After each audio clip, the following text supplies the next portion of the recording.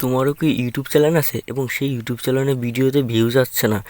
Short video ছাড়ো, যাই করো না কারণ ট্যাগ, টাইটেল, ডিসক্রিপশন সবই ভালো করে দাও এবং ভিডিওর কোয়ালিটি খুব ভালো হয়, কোয়ালিটিফুল হয়, কিন্তু তাও ভিডিওতে ভিউজ হয় না। এর কারণ কি? এর কারণ একটাই, যে তোমরা ঠিক সময় ভিডিও আপলোড করতে জানো না।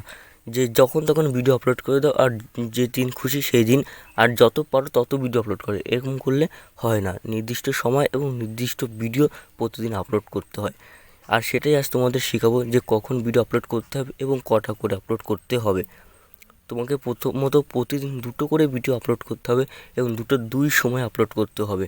প্রথম সময় হলো 12টা থেকে 3টে পর্যন্ত। এই সময় যদি ভিডিও আপলোড করে শর্ট ভিডিও, তাহলে তোমার 70% চান্স আছে ভাইরাল হওয়ার।